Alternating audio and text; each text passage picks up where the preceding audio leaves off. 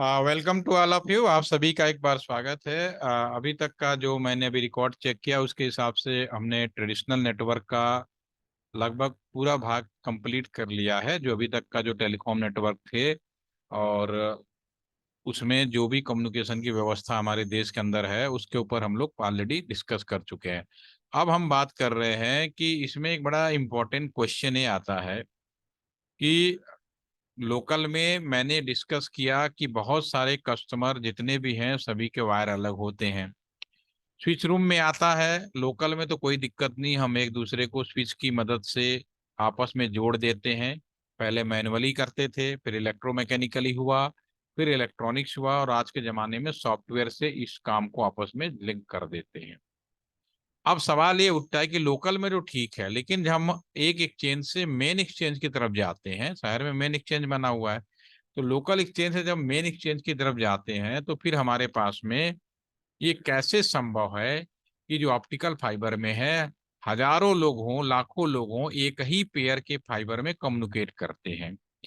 इसके लिए exchange visit के अंदर हमने मल्टीप्लेक्सर और मल्टीप्लेक्सिंग नाम का जो दो कॉन्सेप्ट है वो भी हमने लास्ट सेशन में डिस्कस किया था कि देखा जाए तो दोनों चीजें एक ही होती हैं, लेकिन मल्टीप्लेक्सर जो होता है वो 2x1, 4x1, 8x1, 16x1 का मल्टीप्लेक्सर होता है। इसमें क्या होता है कि 2, 4, 8, 16 या 32 का ग्रुप बनाते हैं और उन्हें सिंगल आउटपुट में कन्वर्ट कर देते हैं इनकोड करने के बाद। इसके लिए मैंने एग्जांपल लिया था आपके क्लासरूम का कि अगर क्लासरूम में 32 बच्चे हैं और एक गेट है जिसपे ये कंडीशन है कि एक ही गेट से अगर सभी बच्चों को एक बार में निकलना हो या एक ही सिंगल आउटपुट करना हो, तो हमारे पास एक तरीका है कि सभी बच्चों को एक बड़े से बॉक्स में बंद करें और सिंगली आप उसको आउट कर दें। ठीक है, तो इसको बोलेंगे मल्टीप्लेक्सर। इनकोड किया देन यू कैन आउट। दूसरा है मल्टीप्लेक्सिंग। मल्टीप्लेक्सिंग दो तरीके से होते हैं। इसमें भी क्या होता है कि सेम क्लासरूम होगा, लेकिन बच्चों को क्लासरूम से बाहर जाना, चूंकि गेट पे ये लिखा है कि एक बार में केवल एक ही आउटपुट हो सकता है, तो मैं ये कह सकता हूँ कि रोल नंबर एक पहले जाए, रोल नंबर दो बाद में जाए, या किसी की उम्र सबसे छोटा बच्चा पहले जाए बड़ा जाए, जो भी कंडीशन आप बनाते हो, तो ये भी 1 बाई 1 सिंगल आउटपुट के कॉन्सेप्ट में क्लियर हो जाता है।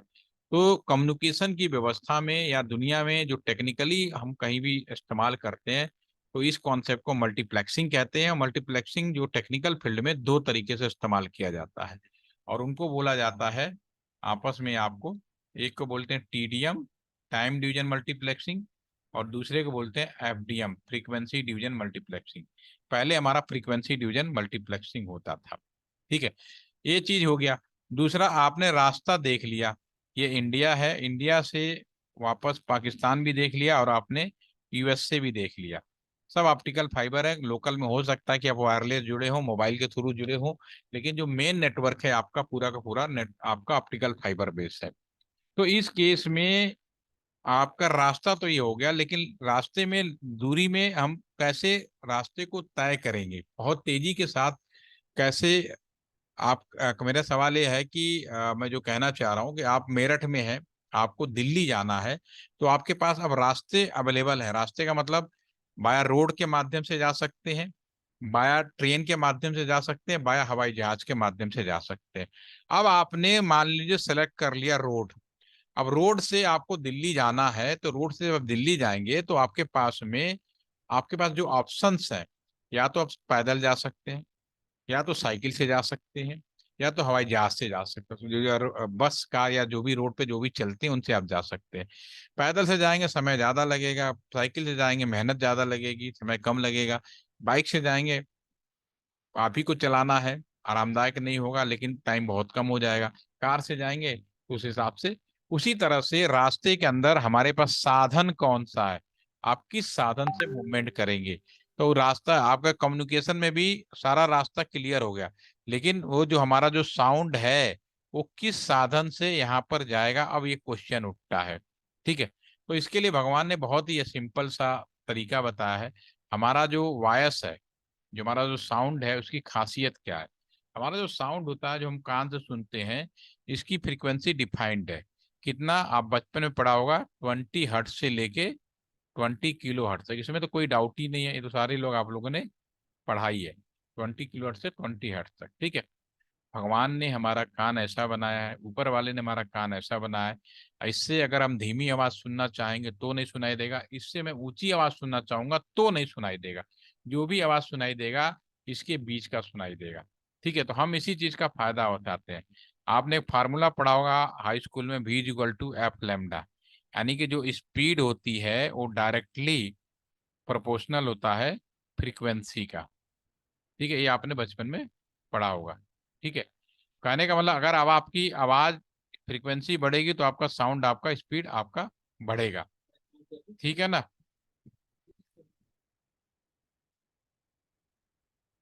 इसके बाद इसी चीज का हम फायदा उठाते हैं। हम क्या करते हैं कि अपने साउंड में जो हमें सुनाई दे रहा था 20 हर्ट्ज से लेके 20 किलो हर्ट्ज, अगर मैं इसमें बहुत ऊंची आवाज का मतलब हाई फ्रीक्वेंसी, बहुत ज्यादा हाई फ्रीक्वेंसी की आवाज मिला दे, वेरी हाई फ्रीक्वेंसी, जो हमें सुनाई नहीं देगा, हमारे कान का नेचर है, और मिलने के बाद पूरा का पूरा वेरी हाई फ्रीक्वेंसी हो जाएगी, बहुत ऊंची फ्रीक्वेंसी। कहने का मतलब है मैं अपनी आवाज में और बहुत ऊंची आवाज मिला दूं, या एक कहो कि एक बड़ा सा बाल्टी है, पानी से भरा है, खूब बड़ा, मान लो 50 लीटर का पानी, और एक ड्रॉप कुछ भी डाल दो पानी में, ओवरऑल तो पानी ही रहेगा।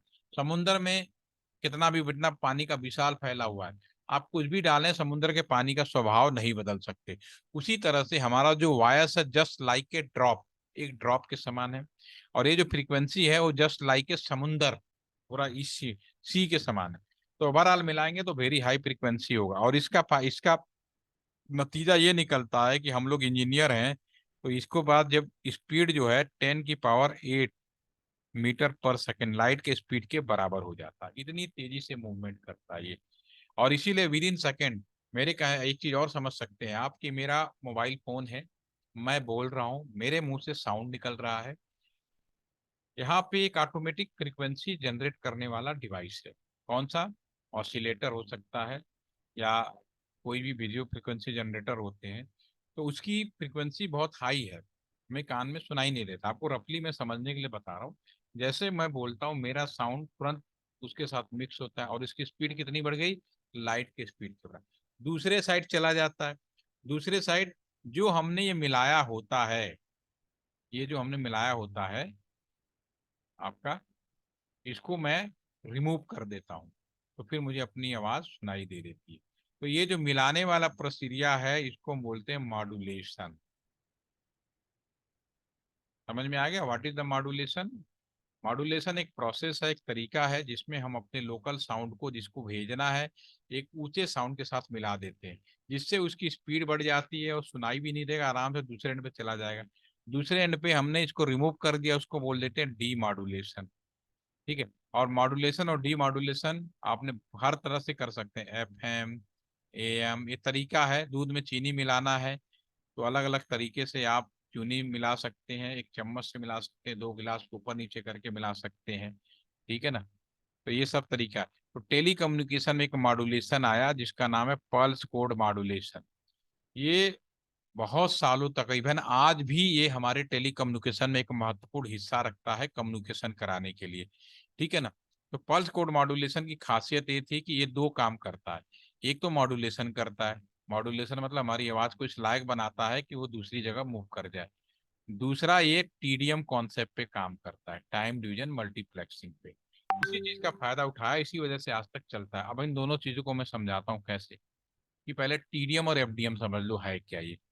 ठीक है, प्रैक्टिकली पढ़ा होगा, थ्योरेटिकली पढ़ा होगा, लेकिन मैं आपको फील्ड के हिसाब से बताता हूँ।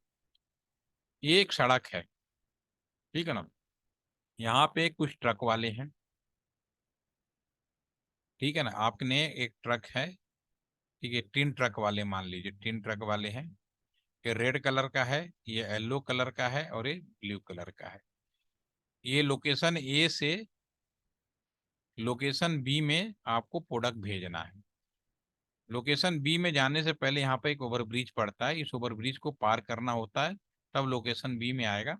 और इन्हीं सामान को रिसीव करने वाले यहाँ पर, रेड को रिसीव करने वाला रेड वाला पर्सन खड़ा होगा, येलो को येलो, और आपको ब्लू वाले को ब्लू वाला खड़ा होगा। ठीक है, तीनों ट्रक हमने एक साथ छोड़ा। इस तरह से हमने कई ग्रुप बना रखे, ग्रुप 1, ग्रुप थ्रू बहुत सारे जितने ग्रुप पॉसिबल है हमने बना रखे हैं। अब हमने यहाँ से मूवमेंट करना शुरू किया। ठीक है, मूवमेंट करते गए। इस ओवरब्रिज की खासियत है कि इस पे केवल एक बार में एक ही ट्रक चल सकता है। ठीक है। अब जो भी पहले पहुंचा, रेड वाला पहले पहुंचा, रेड वाला यहाँ आया, इसने आइडेंटिफाई कर लिया रेड है और कहेगा भाई मैं तुम्हें रिसीव करने वाला हूँ। रिसीव किया और चला गया, कोई दिक्कत नहीं। ठीक है। दूसरा आया येलो वाला ने रिसीव किया। तो ये जो कॉन्सेप्ट है इसको बोलेंगे फ्रीक्वेंसी डिवीजन मल्टीप्लेक्सिंग। एफडीएम जो है वो कलर स्कीम पे काम करता है, फ्रीक्वेंसी डिवीजन मल्टीप्लेक्सिंग। अब पुराने जमाने में जो भी कम्युनिकेशन होता था उसी सिद्धांत पे काम करता था। इसमें गड़बड़ियां क्या हो सकती है, अगर तीनों एक साथ पहुंच जाए यहाँ पे तो भैया पहले कौन चलेगा, आपस में लड़ाई, सिस्टम हैंग। दूसरी समस्या क्या हो सकती है कि हमने, मान लो ये रेड ट्रक है, चला और बीच में पंचर हो गया, कोई प्रॉब्लम आ गई और रेड वाला यहाँ पर अपना ट्रक पंचर ठीक कराने लगा। ठीक है। अब ये रेड वाला यहाँ तो पहुंचा नहीं क्योंकि ट्रक खराब है, अपना ठीक करा रहा है। तभी जब ये टाइम खत्म हो गया तो दूसरा ट्रक मूवमेंट कर गया। अब ये जो ट्रक मूव गया इसमें भी रेड वाला है। अब ये रेड वाला यहाँ मूव करेगा। अब इस वाले रेड को जो खड़ा था इसको रिसीव करना था ए वाला रेड जो कि पंचर ठीक कर रहा है, लेकिन रिसीव कर लिया किसी और को। Cross connection. पुराने जमाने में जब हम टेलीफोन सिस्टम यूज करते थे, ये बहुत समय तक रहा, ये 2088 तक रहा ये। तो इसमें ये सबसे बड़ी समस्या ये आती थी कि, और आपने एक मिस्टर इंडिया मूवी भी देखेंगे अनिल कपूर की, उसमें बहुत भैंसों का मेंटल हाउस का नंबर कहीं और मिला देते, उसमें सिस्टम बहुत हैंग होते थे। इस रूट की सभी लाइनें व्यस्त हैं। ठीक है। दूसरा, आपने नंबर मिलाया किसी और को, मिल किसी और को चला गया, तो ये क्रॉस कनेक्शन बहुत ज्यादा होता था पुराने वाले कॉन्सेप्ट में। ठीक है। तो ये चीज से बचने के लिए हमने नया सिद्धांत लाया, टीडीएम, टाइम डिवीजन। अब इसको कैसे इंप्लीमेंट किया कि भाई जो पहला ग्रुप है वो 10 बजे मूव करेगा, दूसरा ग्रुप मूव करेगा 10:30 बजे, तीसरा मूव करेगा 11:30 बजे मूव करेगा। जब मूवमेंट हुआ, ठीक है, अब ये रेड वाला चाहे कोई भी एक साथ मूव करे, इस पे उसको चढ़ने का टाइम डिफाइन कर रखा है भैया, तुम्हें 10:05 पे ही चढ़ोगे। और इस वाले रेड को भी यही बोला है कि जो 10:05 पे चढ़ेगा उसी को रिसीव करना है, अदरवाइज तुम रिमूव कर जाओगे, और इसको भी बोला जाता है तुम वापस चले जाओगे, फिर नए सिरे से आओगे। ठीक है ना। तो अब ये सबसे बड़ी समस्या ये होगी अगर सब साथ में भी पहुंच जाए तो वो समस्या भी खत्म हो गई, क्योंकि जिसका जो टाइम निर्धारित है वो उसी टाइम में चढ़ेगा। दूसरा, जिस टाइम पे जो चढ़ेगा दूसरे वाले को, यानी time division multiplexing is a very accurate. और 1988 से लेकर लगातार आज तक ये कम्युनिकेशन यूज होता रहा है, टाइम डिवीजन मल्टीप्लेक्सिंग। तो उसका यही फायदा हुआ जो हमारे पुराने टेली कम्युनिकेशन सिस्टम था। अब मान लीजिए यहाँ पे मैं बात कर रहा हूँ एक एक्सचेंज में टोटल जो कस्टमर हैं 30 का ग्रुप बनता है पीसीएम में इंडिया के अंदर, टोटल 120 कस्टमर हैं। ठीक है। तो 4 पीसीएम पे काम करेगा, 4 पीसीएम की रिक्वायरमेंट होगी। ठीक है। तो 30-30 का हमने ग्रुप बनाया, और एक ग्रुप बनाने के बाद ये सारे स्विच रूम में जब आपको मैं विजिट करा रहा था तो उसमें मैंने बोला था कि जब लोकल कॉल होगा, आपको दोबारा से वीडियो में दिखाते हैं, थोड़ा सा याद आ जाएगा आप लोगों को।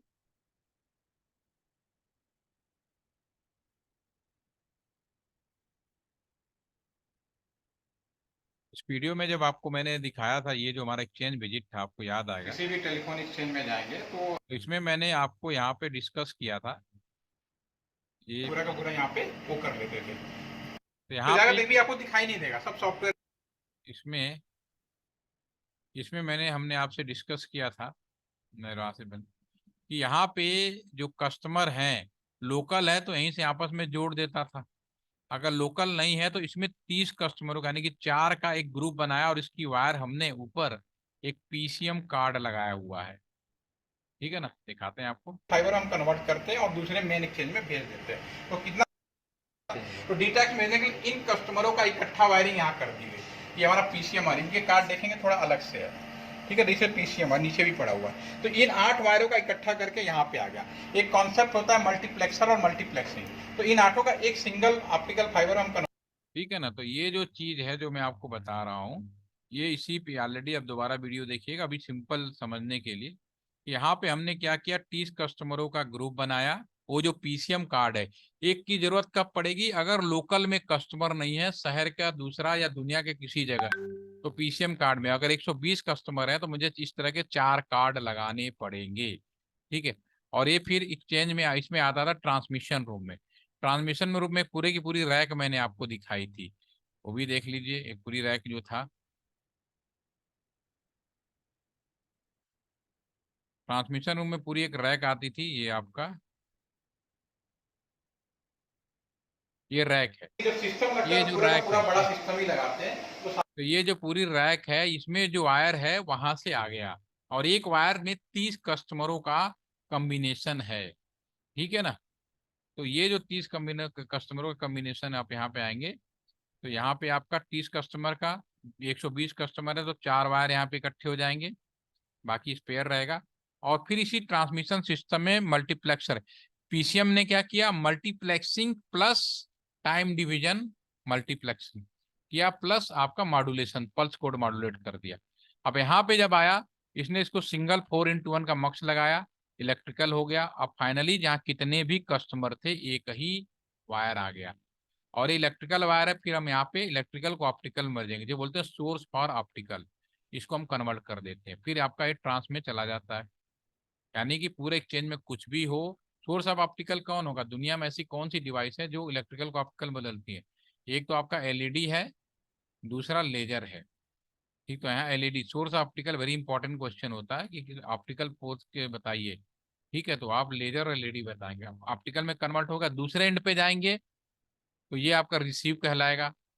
डिटेक्टर अब उल्टा करना है ऑप्टिकल को इलेक्ट्रिकल में, तो हमारे यहाँ बीएसएनएल में जो यूज होता है, जो टेली कम्युनिकेशन सिस्टम है, उसको हम लोग एपीडी बोलते हैं, एवलांच फोटो डायोड।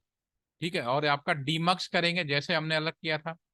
फिर हमारा आपका पीसीएम स्विच में आएगा, स्विच क्या करेगा, डीमॉड्यूलेट करेगा, और जो भी कस्टमर से रिलेटेड है उसी में एक्सचेंज में है तो जोड़ेगा, नहीं तो फिर से आगे फर्दर यही प्रोसेस अपनाते हुए कंसर्न टेलीफोन एक्सचेंज में भेज देगा।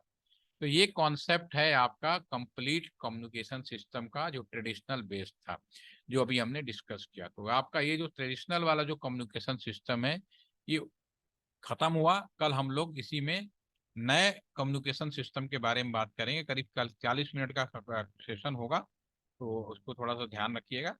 ठीक है, तो आज के लिए मैं इतना ही बंद करता हूँ, रिकॉर्डिंग में शेयर करता हूँ। मैं अगेन बोलता हूँ, रिकॉर्डिंग अगर शेयर नहीं है तो शाम को बता दीजिए कि रिकॉर्डिंग शेयर नहीं है। तो आपका ये चौथा सेशन है, जिसका छोटा सा भाग, अब पिछले ऐप से लेकर ट्रेडिशनल नेटवर्क हमारा कंप्लीट हुआ है। अब हम नए नेटवर्क की बात करेंगे, फिर उसके बाद हम लोग इम्प्लीमेंट करेंगे और फाइनल सिक्योरिटी की बात करेंगे। राइट, ठीक है। तो अभी के लिए इतना ही। यानी कोई क्वेश्चन या मन में डाउट हो तो आप पूछ सकते हैं। Have any doubt?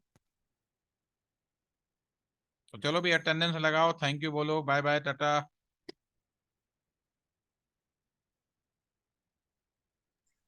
मेरी आवाज थैंक आ यू रही सर। है? Yes yes. मैसेज कर दो, अटेंडेंस लग जाएगी। मैं आपकी अटेंडेंस वेट कर रहा हूँ। Very good, thank you. Attendance जरूर लगाया करिए कि उसकी रिकॉर्ड रखी जाती है। Thank you.